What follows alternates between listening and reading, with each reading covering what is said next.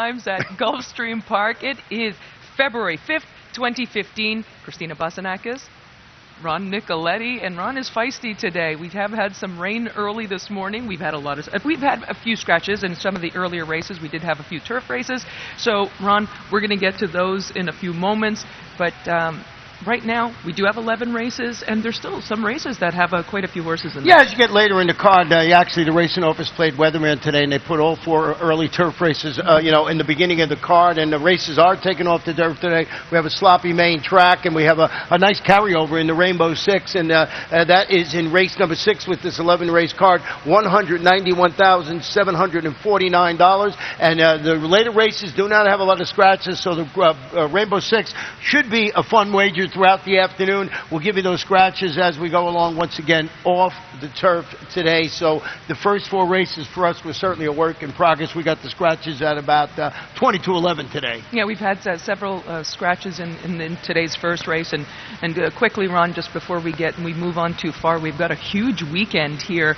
And we've got the Grade 1 Dawn Handicap on Saturday. We've got the Swanee River. We've got the Grade 1 Gulfstream Park Turf Handicap and the Hooper. We've just got so many nice races. Not only that, we have a great wager between us and our sister track in Santa Anita, sponsored by ExpressBet, and it's called the Cross Country Pick 4, $500,000 guaranteed. Our 2 top races, their 2 top races. It should be a lot of fun. There you see it up there. Dawn Handicap, Gulfstream Park Turf Handicap, San Antonio and the San Marcos. A little horse in there called California Chrome.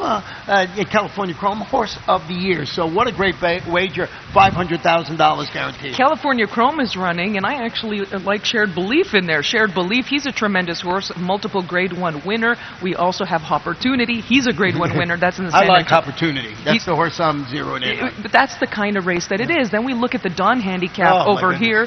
Todd Pletcher, he's the 7-time Eclipse Award winning trainer, and his most recent 2014. He's got 3 horses in here. Constitution won the Florida Derby. He's got Protonico, and he's got Commissioner second in the Belmont Stakes. But you can't leave the defending champion out. No, and the great point that you made over the last couple of days, this is a showcase for the older horses. You know, we're always usually zeroed in on 3-year-olds with the Florida Derby coming up. This is a great day for that. Dawn Handicap weekend is my favorite weekend here at Gulfstream Park. Yeah, we do have Lee, who's from the Bill Mott barn, and he's likely going to be the favorite, I would imagine. Oh, he'll be the favorite. Yeah, in Saturday's Dawn Handicap. So we got so much happening this weekend. Before we get to the weekend, let's start with today's 11-race card. It kicks off the first race on the card. It is a 20,000 maiden claiming event. It is 1 mile and a 16th on the main track. Sloppy main track. Sloppy main track, as you said. All the races came off, and we do have several scratches here. I should probably just mention who the horses that are left in there. We have the scratch of the 1, 3, 5, 6, 8, 9, and 12. My top selection, actually, I went with another horse because my top selection was scratched in here, and I ended up with number 7, and that's a Love My Empire. Antonio Sano, dropping from that maiden 50 last time. Ron showed speed, and I'm imagining that this filly's going to be showing speed again. Yeah, and you guys are going to like that horse on the ticket. You can see she's run well on the wet track, dropping to a good level today. 1 for 2 actually in the money on the wet track. I did go with the 11 Koala, departs from the outside post, hoping to improve on that recent spate of 3rd place finishes at this level and distance. James Caslaris, Jose Valdivia Jr., just a horse that's got to be on the ticket. I closed it out with the 2 Daytona Bay, because I went back and looked at this horse's wet track record, 5 races, no wins but a 2nd and a 3rd. With Carla, I was just a little bit concerned with she's been getting into the habit. I backed her a couple of times. You know how sometimes we get burned a couple of times, and then we decide we're not going to go there anymore. And with Carla, I had that. Just 3 third place efforts, although maybe the scratches are going to help. And one thing I want to mention about this race, when it's 1 mile and the 16th and it's moved to the main track, we use the first finish line. So when you do your handicapping, the 1 mile and the 16th on the main track is our first finish line. So always good to remember that.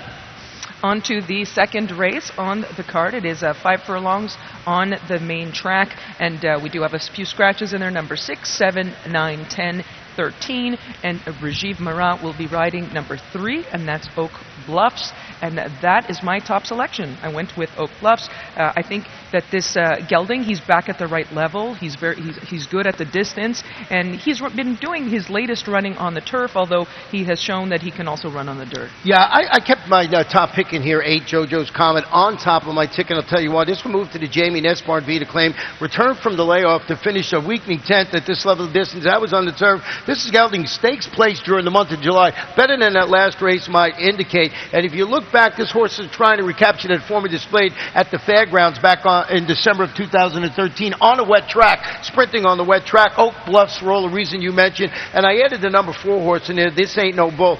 8 previous races on the wet track with 2 wins, a second and a third. On to the third race on the card. And we do have a starter optional claiming event. It is a claiming tag, $16,000, a mile and a 16th on the main track.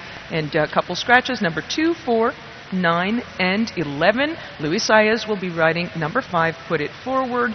And my top pick, I went with number 5. I've had a couple of these now, a couple of late jockey switches, and that is Put It Forward. Likely going to be close up, looks like a speedy type, probably just off the pace. Has already a couple of wins on the main track, so that's not a concern for me.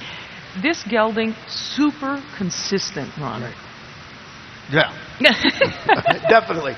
He really is. I mean, I was looking at my selection in here trying to figure out why I kept the number 6 lasso on top of it. I'm sorry, Christina. This, I told you, was a work in progress. I was going to knock you for a second. No, I was watching why I picked the number 6 lasso and not the 5 while you were talking about it. I did go with lasso. Going to try and make it 2 in a row. It comes back at that poor showing in the $125,000 claiming Crown Emerald. I just think this horse can run well. Did not have the 5 on the ticket, and that's why I was a little spaced out there. I'm going to have to go back and look at that You'll horse. have to go look at it. Well, I added number 12 because I had a scratch, and they're playing a joke and from the Jane Sibeli barn. And this gelding has shown form on and off track, so I thought that he was going to be one that I use. He's 5 for 9, actually, on the wet surface. But I know you also use number 1. That's Poco Man, and at the end I was torn because both of these can run on and off track. Yeah, Poco Man was not bad. Poco Man will depart from the rail with that perfect closing style, needed to reel in what should be, a pretty decent pace up there. This horse didn't run. You look at its record on the wet track, 4 starts, 3 wins, and a second. So loves a wet track and looks like it's going to benefit the most. So Poco Man on my ticket. Looking ahead to the 4th race, and it is a 20,000 claiming event, a mile and a 16th on the main track. And we have some scratches in there, number 1, 3, 5, 6, 8, 10, and 11, and the also eligibles. It changes the race, Ron, quite a bit in terms of the complexion, because a lot of the main track only, the also eligibles, they come in. We do have a jockey change. Number 7 will be ridden by Edgar Prado, if I can get that out, if I get rid of that frog in my throat. And so, again, the complexion of the race has changed.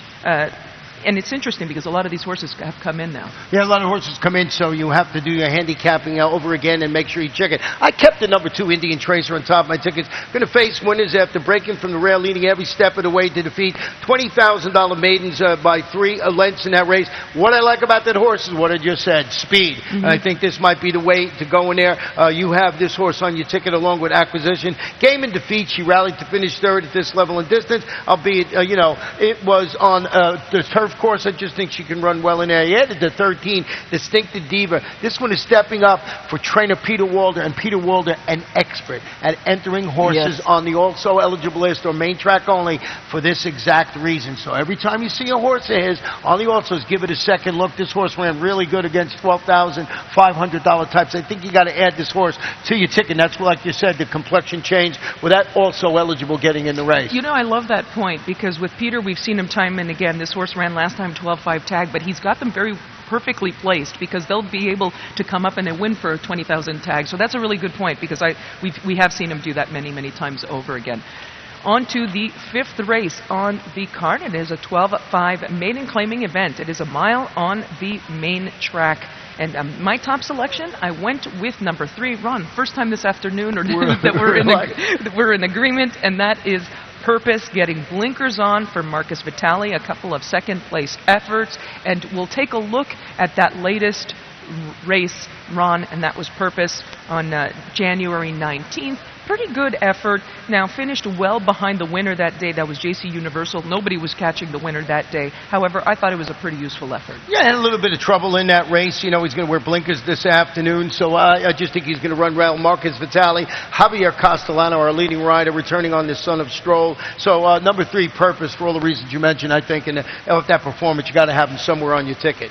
Well, we're going to take a short break, and we'll come back and have a look at the 6th race on the card that kicks off the 20-cent Rainbow 6.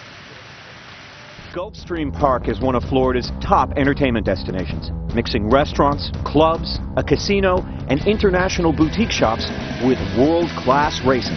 In a lavish, sun-drenched setting with the feel of a Mediterranean village, Gulfstream is a leading year-round entertainment and tourist destination and the home of luxury residences in 2014. The Stronach family, owners of Gulfstream Park, is committed to the sport of thoroughbred racing and the grace, spirit, and generosity of the horse. The Rainbow Six is back and it's better than ever.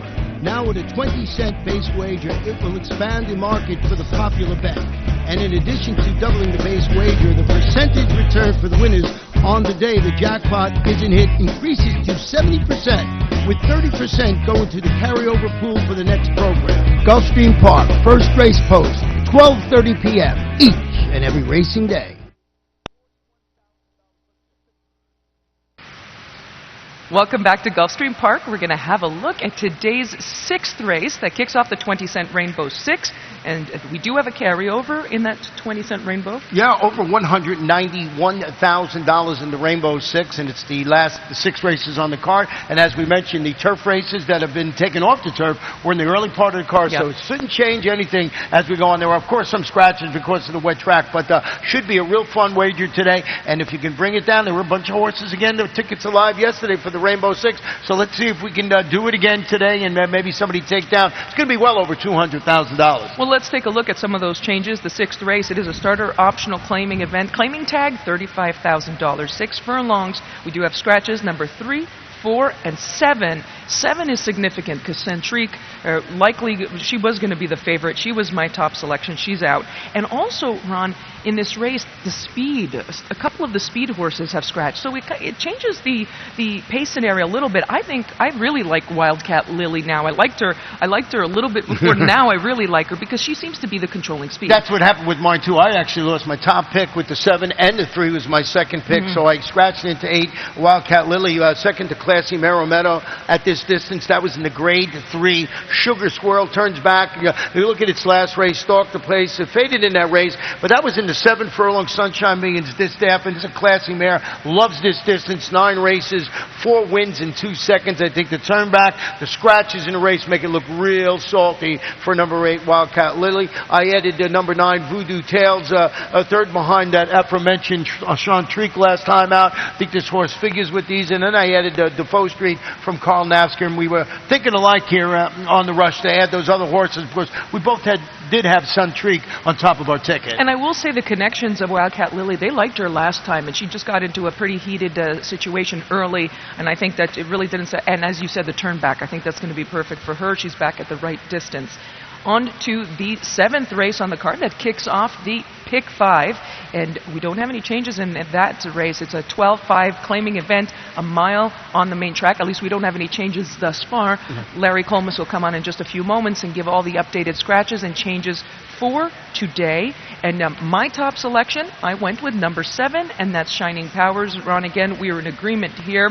And why don't we take a look at Shining Powers' race last time, which might give us a little bit of an indication of why both of us are on this horse. Yeah, he has a little bit of trouble here at the start. You see him just gets bopped around a little bit at the beginning of that race. And, you know, I just think that after the horse ran after that, ran pretty well. I thought it came on for a pretty... Shift to the stretch, I believe, and show this horse closing in just a bit. And I just thought Shining Powers was a logical choice. You can see there was wet trick. There is the Shining Powers after that bumping incident at the start. You know, comes down the stretch and closes really nicely between horses there. You see the tracking to get a very similar situation this afternoon. So Shining Powers, one of those horses that where you could sort of think about almost almost singling on your late pick 4 ticket, or the earlier races, the pick 5, or as we mentioned, the Rainbow Six with the $191,000 plus carryover. I went with the 4 personal start in second, hoping to catch. This one was hoping to catch a fast track. Did not run very well on the track last time out, on the sloppy track. Might have to go back and look at that horse and re-establish a spot for him somewhere in my trifecta or superfecta ticket. I also threw number 6, Peter Castleboy, into my calculations as well. A winner a couple of starts back, but that was back at Monmouth Park in September. And last time really didn't show all of his best, but he's dropping significantly from that to 25,000 claiming tag on December 23rd.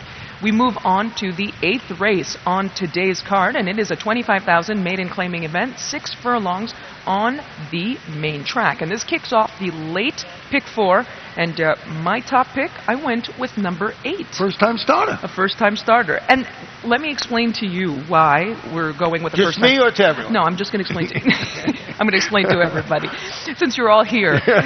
First of all, steady work tab for this colt. Mock Ride, the stallion, not particularly, very small sampling of foals. He's not very well known, in terms of not very well known in Florida, very small foal crops, I'll say.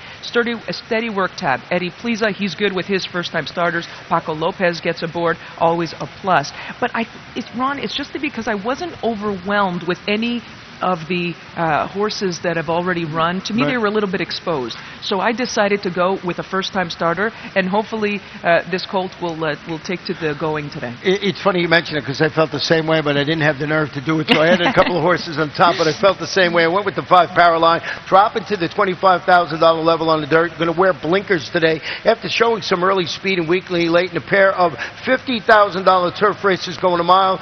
Trainer Don Swick, a very limited sampling, but he's 2 for 5, 40% with the turf to dirt angle. He has the gelded son of Bluegrass Cat, firing really well, working well up at Palm Beach Downs. Yeah, he has been, and the stallion is actually very good. He's 14% with his his sprinters on the main track, so likely going to be showing speed in here. Again, I just decided I wanted to try to take a shot, just because I feel like the other ones were just. Yeah, I mean, I'm looking at the board. We have the same selections. Just I didn't have the nerve to put the first-time starter on top. I love that you can admit that. I love it, but that's the name of the game, right?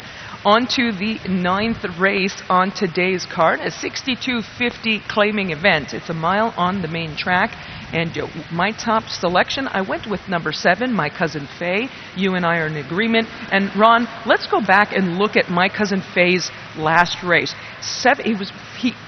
She ended up finishing 7th, but look at this start. Yeah, she just eliminated right there. My Cousin Faye, you see, and she just got shuffled back to last. Amazing the jock stayed on and did go right to the ground. This one is dropping today into the $6,250 condition claimer. Going to stretch out after following a really nice victory, a 12-length victory. Yep. That was against $12,500 2 lifetime claimers at this 1 mile distance. Forget the last race. That's the one we just showed you. Leading jock Javier Castellano coming back. Amazing he stood on that horse. And I just think this horse, with all the reasons I just mentioned, is strictly the one to beat in there. I also used the 6 lady from Havana who's eligible to show more. She bumped at the start, set a pressured pace. She took the overland route in that race when finishing 2nd at this level and distance. Besides that, she just had to go wide in that race. So I threw her on with the number 9, Rachel's Girl. And Rachel's Girl, amazing, is a late striding type. She's had 81 previous starts. My issue with Lady from Havana, I used her as well. I have her in 3rd, because I'm imagining she's going to go out there and she's going to do what she usually does, which is she goes out there, she wings it, and then she backs up. So I thought, yeah, she'll probably be around. In terms of her numbers, she fits in with the rest of this group, but I just thought that she might get a little leg weary in the late stages. We move on to the 10th race on the card, which is an allowance optional claiming event, and with a claiming tag, $25,000, 6.5 furlongs on the main track. We do have a few scratches in there. Number 1, 3, 6, and 7. And my top, and then also there's a jockey change on number 4. Tyler Gaffalione will be riding Celebrity Star. So no bug. You'll ride without the bug. Very good point. No bug for Tyler Gaffalione. And my top selection, I went with number 2 here. We're in agreement again. And this one's an easy one.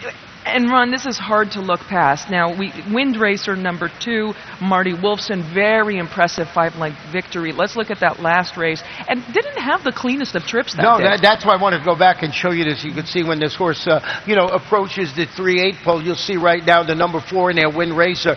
Actually has to steady pretty sharply and gets shuffled back in there. So it wasn't clean through and had a little bit of trouble before that too, but then just comes to the stretch and just draws off very impressively. This is a daughter of Curl and Boyd, and she has the look of a future stakes performer. If someone ever did, she's a really nice horse. So just closing now, going to see if she can translate that onto this wet track. But maybe by the afternoon it'll have dried out a little bit. With South Florida, you never know. If the sun comes out, everything can dry out. I also used the number 5 horse in here, Previous, who has been training sharply up at Payson Park in preparation for a 5-year-old campaign. Brief but productive 2014 season in which he followed our impressive maiden win here last February. February with a couple of solid performances against allowance competition. So she was a pretty nice horse last year. Obviously, there's some troubles. Yes, she has had some troubles. And with Wind Racer, that horse that finished behind her on Frank Starr, she came back. She ran not a tremendous performance. And how does that quantify for you? I actually had to think about that because Frank Starr did not come back and run well at all. Yeah. You've been kind about it. Did not run that well. So, I just think this horse is really nice. The thing I'm concerned more about is how she'll handle a wet track. But being a Curl, and you think that it would not be a problem. Believe me, I was there when Curlin won the Breeders' Cup Classic at Monmouth Park, and a monsoon had passed through. They could run. He could run. So if she takes after her dad, then she's really in good shape. On to the final race on today's card, which is there's the Super High 5 wagering in the final race on the card, as always. 12-5 maiden claimer, 5.5 furlongs on the main track. We do have one scratch, and that is the number 4. And Ron, my top pick, I went with number 8. Again, we are perfectly in agreement. We don't even need to handicap this race.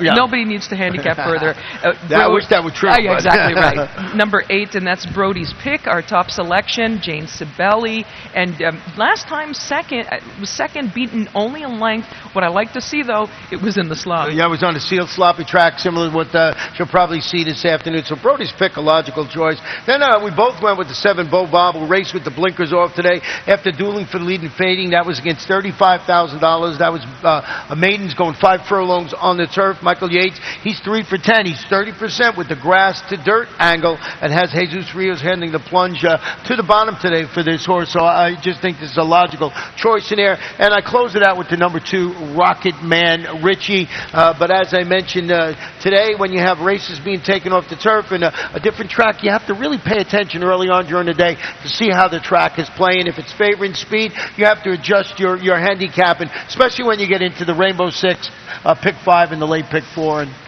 So coming into the races, Ron, did you have any horse that you wanted to single? And now, given the circumstances, have you changed that? Yeah, that would have been Wind Racer. I mean, I'm just not confident enough to do that right now. And I might have, the one that we showed stumbling at the start, might be a horse, but it's going to be a hard situation today. I think you got to go a few deep in everyone. Maybe you can't go as deep in some races as you want to, but it's good to have multiple choices in each one of those races, so you can get through the whole sequence and maybe it be alive in the last race. So today we do have that 20-cent Rainbow 6, and there is a carryover, 192,000, which is real nice. It's going to be well over 200,000. Right, which starts in race 6 this afternoon, and we're going to send you off with a look back at last year's Swanee River, won by a really nice filly named Paranda. She's gone on to do greater things since, but that race they're running here on Saturday on a spectacular card at Gulfstream Park. So stick around. Ron and I will be back the rest of the afternoon, and we hope you will be too. Down on the inside as they come to the top of the stretch. Paranda set sail for home. Clear from Malibu Yankee. Rapost is closing, and Abaco is on the outside. They're inside the final furlong, and Paranda's running strong. Paranda from Abaco and Rapost, and Paranda and Jose Lescano wire them in the Swanee River.